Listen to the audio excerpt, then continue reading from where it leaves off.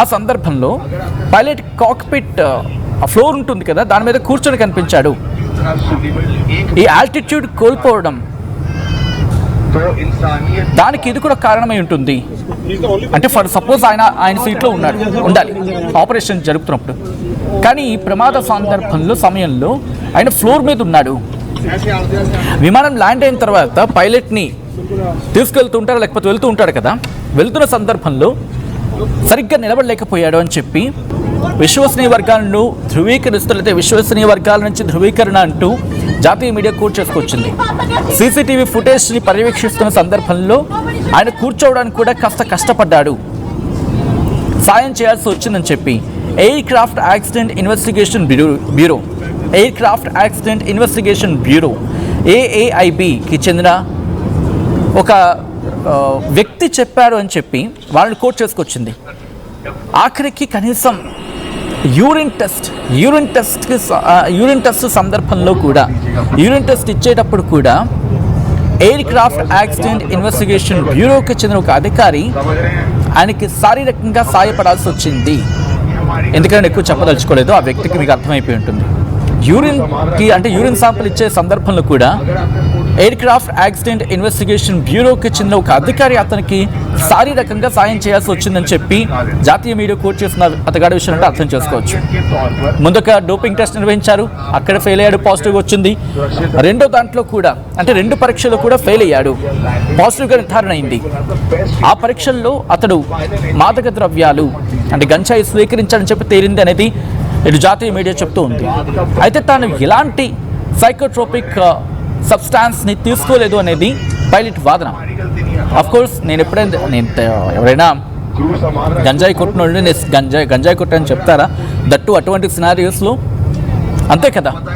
అయితే పైలట్ గంజాయి సేవించాడు అనే ఆరోపణలపై క్యాబిన్ క్రూలో ఒకరు అతనిపై ఫిర్యాదు చేశారు అని చెప్పి జాతీయ మీడియా కోట్ చేస్తూ ఉంది. అయితే వీటన్నిటిని ఉటంకిస్తూ ఆ విమానంలో తనను మందలించారు ఒక క్యాబిన్ క్రూ. ఏం చేస్తాడంటే ఇటు నుంచి వెళ్తున్నప్పుడు జరుగుతున్న సందర్భం అనుకుంటా, బహుశా correct me if I'm wrong. అయితే విమానంలో ఒక క్యాబిన్ క్రూ పర్సన్ ఈ పైలట్ని హెచ్చరించారు, మీరు కొంచెం జాగ్రత్తగా ఉండాలి, మీరు ఇలా చేయడం కరెక్ట్ కాదని చెప్పి. దీంతో ఫుకెట్కు పార్టీకి తీసుకువెళ్ళాడని చెప్పి జాతీయ మీడియాకి సోర్సెస్ చెప్పని చెప్పి వాళ్ళు కోట్ చేసుకుంటూ రాసుకొచ్చిన సందర్భం. ఫుకెట్లో వాళ్ళకి రెస్ట్ టైం ఉంటుంది కదా, వాళ్ళకి ఒక రెస్టింగ్ టైం ఉంటుంది కదా, ఒక 24 hours. అక్కడ వాళ్ళకి 24 hours కంటే తక్కువ ఉంది. ఈ టైంలోనే వాళ్ళతో మచ్చిక చేసుకోవడానికి పైలట్ పార్టీకి తీసుకువెళ్ళాడు అనేది అక్కడ వినిపించిన మాట, వాళ్ళు కోట్ చేస్తోంది.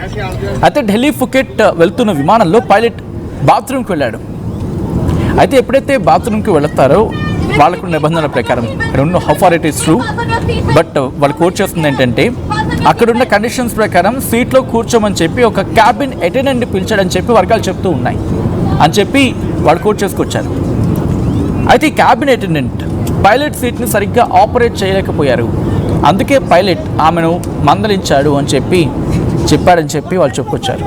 ఆ తర్వాత రాజీ పడాలని సిబ్బందిని అందరినీ ఒక పార్టీకి తీసుకెళ్లాడు. అక్కడి నుంచి రిటర్న్ వస్తున్నప్పుడు మనం మాట్లాడుకునేంతవరకు ఢిల్లీ నుంచి ఫుకెట్ గురించి, అయితే ఫుకెట్ నుంచి ఢిల్లీకి వస్తున్నప్పుడు అదే క్యాబిన్ అటెండెంట్, క్యాబిన్ క్రూ లేకపోతే క్యాబిన్లో ఒక వ్యక్తి, ఒక పర్సన్ విమానం వెనక భాగంలో పనిచేయాలనుకుంటున్నాను, కాక్పిట్కు దగ్గరగా ఉండడానికి ఇష్టపడటం లేదని క్యాబిన్ క్రూతో ఇన్ఛార్జ్తో చెప్పారని చెప్పి ఈ డిస్కషన్ జరిగిందని చెప్పి కోట్ చేసుకొచ్చింది. అయితే విమానం ఒక్కసారిగా 300 అడుగుల ఎత్తును కోల్పోవడంతో సిబ్బంది, ప్రయాణికులు అందరూ గాయపడ్డారు. పైలట్ గాయాలను పరిశీలించడానికి క్యాబిన్లోకి వెళ్ళాడు.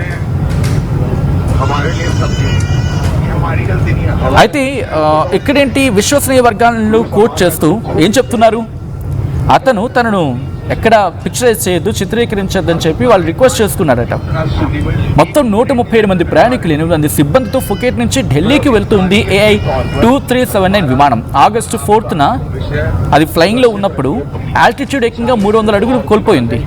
ఈ ఘటనలో కనీసం 20 మంది ప్రయాణికులు, 4 సిబ్బంది గాయపడ్డారు.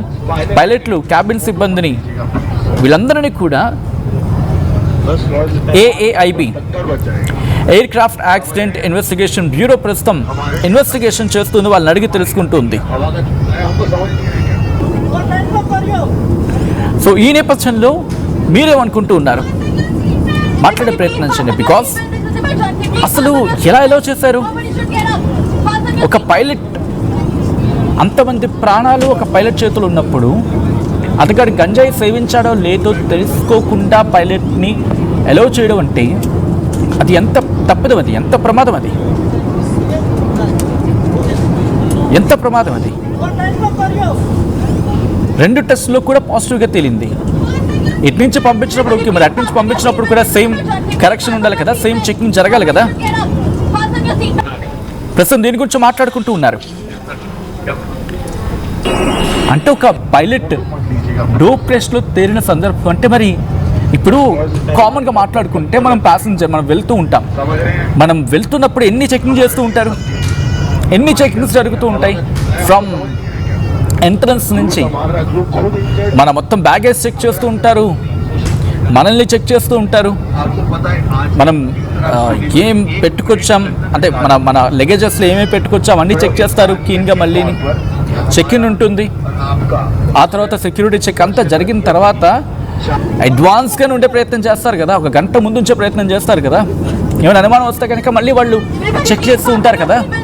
అటువంటిది దాదాపుగా 100 మందికి పైగా, 100 నుంచి 200 మంది ప్రయాణిస్తున్న ఆ విమాన పైలట్ని ఎందుకు చెక్ చేయలేదు? ఇది సీదా క్వశ్చన్. ఒకవేళ ఈ డోపింగ్ టెస్ట్ తేలిందనే మాట వాస్తవం అయితే కనుక ఎయిర్ ఇండియా ఎందుకు చెక్ చేయలేదు? పోనీ ఎయిర్ ఇండియా గురించి పక్కన పెడదాం కాసేపు. ఈ ఫ్లైట్ ఆపరేషన్స్కి ఇంటర్నేషనల్గా నామ్స్ ఉంటాయి కదా, అయితే ఒక స్టాండర్డ్ ఆపరేషన్ ప్రొసీజర్ ఉంటుంది కదా. దాని ప్రకారం ఎక్కడ ల్యాబ్స్ జరిగింది? 130 మంది ప్రయాణికుల ప్రాణాలతో చెలగాట వాడిన ఆ వ్యక్తి నిజంగానే చెలగాట వాడాలి అనుకోవాలి, ఒకవేళ గంజాయి సేవించిన మాట వాస్తవం అయితే కనుక. ఎందుకంటే ఈరోజు వాళ్ళు క్షేమంగా బయటపడ్డారు కాబట్టి సరిపోయింది. లేకపోతే పరిస్థితి ఏంటి? వాళ్ళకి గాయాలయ్యాయి, వాళ్ళు భయపడ్డారు. కనీసం ప్రయాణికుల ప్రాణాలకు రక్షణ కల్పించాల్సిన బాధ్యత ఇటు విమానయాన సంస్థలకి లేదా?